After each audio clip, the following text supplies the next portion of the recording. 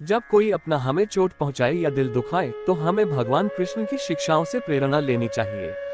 उनके जीवन के उदाहरण और उपदेश हमें सिखाते हैं कि कैसे धैर्य, साहस, प्रेम और क्षमा के साथ जीवन की कठिनाइयों का सामना किया जा सकता है। जब कोई अपना हमें चोट पहुंचाता है या दिल दुखाता है तो ये बेहद कष्टदायक हो सकता है। ऐसे समय में भगवान कृष्ण की शिक्षाएं और उनके जीवन के उदाहरण हमें दिशा दिखा सकते हैं। भगवान कृष्ण ने महाभारत, भगवद गीता और अपने विभिन्न उपदेशों में जीवन के कई महत्वपूर्ण पहलुओं को स्पष्ट किया है, जिनसे हम प्रेरणा ले सकते हैं। अध्याय 1, कृष्ण का जन्म और प्रारंभिक जीवन। भगवान कृष्ण का जन्म मथुरा के कारागार में हुआ था, जहां उनके माता पिता वसुदेव और देवकी कंस के अत्याचारों का सामना कर रहे थे। कृष्ण का जन्म ही यह संदेश देता है कि जीवन की कठिनाइयों में भी धैर्य और साहस बनाए रखना चाहिए। उनके जन्म के समय चारों ओर अंधकार था, लेकिन जैसे ही वे जन्मे, प्रकाश फैल गया। ये प्रतीकात्मक है कि कठिनाइयों के बावजूद आशा और प्रकाश का मार्ग हमेशा होता है। कृष्ण का प्रारंभिक जीवन गोकुल और वृंदावन में बीता, जहां उन्होंने अपने बचपन की लीलाओं से सभी को आनंदित किया। यशोदा मैया और नंद बाबा के साथ बिताए गए उनके पल हमें ये सिखाते हैं कि परिवार और प्रेम का कितना महत्व है। अध्याय 2, माखन चोर से मुरलीधर तक। कृष्ण का बचपन उनकी माखन चोरी की लीलाओं के लिए प्रसिद्ध है। उनके इस बाल स्वरूप ने सभी को हंसाया और आनंदित किया। ये लीलाएं हमें ये सिखाती हैं कि जीवन में छोटे छोटे आनंद और खुशियों को कैसे खोजा जा सकता है। माखन चोरी की लीलाओं के माध्यम से उन्होंने ये भी दिखाया कि कैसे कठिनाइयों और चुनौतियों का सामना मुस्कुराते हुए करना चाहिए। कृष्ण का मुरलीधर स्वरूप उनकी बांसुरी की धुन से जुड़ा हुआ है। उनकी बांसुरी की मधुर ध्वनि से सभी गोपियां और गोप आकर्षित हो जाते थे। ये प्रेम और भक्ति की महत्ता को उजागर करता है। कृष्ण की बांसुरी की धुन ने सभी को एकजुट किया और ये दिखाया कि संगीत और प्रेम के माध्यम से सबको जोड़ा जा सकता है। अध्याय 3, कृष्ण और राधा का प्रेम। राधा और कृष्ण का प्रेम शुद्धता, समर्पण और अटूट विश्वास का प्रतीक है।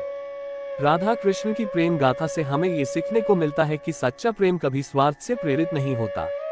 उनका प्रेम दिव्य था और ये दर्शाता है कि प्रेम में आत्मा का मिलन होता है, न कि केवल शरीर का। राधा कृष्ण का प्रेम हमें ये भी सिखाता है कि प्रेम में त्याग और समर्पण का क्या महत्व है। राधा ने हमेशा कृष्ण के प्रेम में अपने आप को समर्पित किया और कभी किसी प्रकार की अपेक्षा नहीं रखी। ये दर्शाता है कि सच्चा प्रेम निस्वार्थ होता है और उसमें केवल देने की भावना होती है। अध्याय 4, मित्रता का आदर्श। सुदामा और कृष्ण की मित्रता एक आदर्श मित्रता का उदाहरण है। सुदामा, जो कृष्ण के बचपन के मित्र थे, एक गरीब ब्राह्मण थे। जब सुदामा को आर्थिक कठिनाइयों का सामना करना पड़ा तो वे कृष्ण से सहायता मांगने के लिए द्वारका गए। सुदामा के प्रति कृष्ण का व्यवहार हमें सिखाता है कि सच्ची मित्रता में कभी धन दौलत की अपेक्षा नहीं होती, बल्कि प्रेम और सम्मान होता है।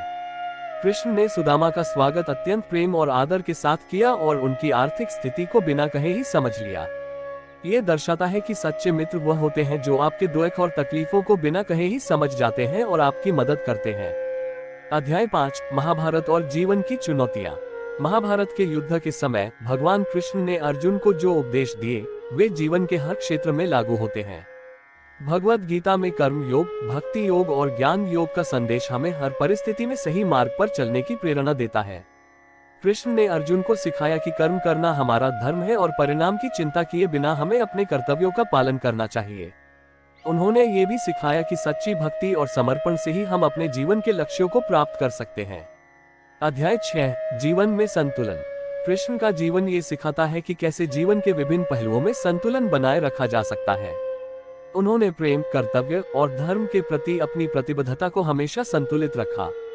वे एक आदर्श प्रेमी, मित्र, योद्धा और गुरु थे। उनके जीवन से हम ये सीख सकते हैं कि जीवन के विभिन्न पहलुओं को कैसे संतुलित और सामंजस्यपूर्ण तरीके से जीना चाहिए। अध्याय 7, क्षमा और धैर्य। भगवान कृष्ण ने हमें सिखाया कि क्षमा और धैर्य जीवन के महत्वपूर्ण गुण हैं। उन्होंने हमेशा अपने शत्रुओं को क्षमा किया और हर परिस्थिति में धैर्य बनाए रखा। उदाहरण के लिए, जब शिशुपाल ने उनका बार बार अपमान किया, तब भी उन्होंने धैर्य रखा और उसे क्षमा किया। केवल तभी जब शिशुपाल ने अपनी सीमाएं पार कर दी, कृष्ण ने उसे दंडित किया। ये घटना हमें सिखाती है कि हमें क्षमाशील होना चाहिए, लेकिन अपने आत्मसम्मान और धर्म की रक्षा भी करनी चाहिए। जब कोई अपना हमें चोट पहुंचाए या दिल दुखाए तो हमें भगवान कृष्ण की शिक्षाओं से प्रेरणा लेनी चाहिए। उनके जीवन के उदाहरण और उपदेश हमें सिखाते हैं कि कैसे धैर्य, साहस, प्रेम और क्षमा के साथ जीवन की कठिनाइयों का सामना किया जा सकता है। कृष्ण का जीवन हमें ये भी सिखाता है कि हर परिस्थिति में सकारात्मक रहना चाहिए और हमेशा अपने कर्तव्यों का पालन करना चाहिए। उनके उपदेश और जीवन के उदाहरण हमें प्रेरित करते हैं कि हम भी अपने जीवन में उन्हीं गुणों को अपनाएं और हर कठिनाई का सामना साहस और धैर्य के साथ करें। अगर आपको ये हमारी वीडियो पसंद आई हो तो हमारे चैनल को सब्सक्राइब करके बेल आइकन जरूर दबाएं, लाइक शेयर कमेंट करना ना भूलें और कमेंट में जय श्री कृष्णा जरूर लिखें। राधे राधे, धन्यवाद।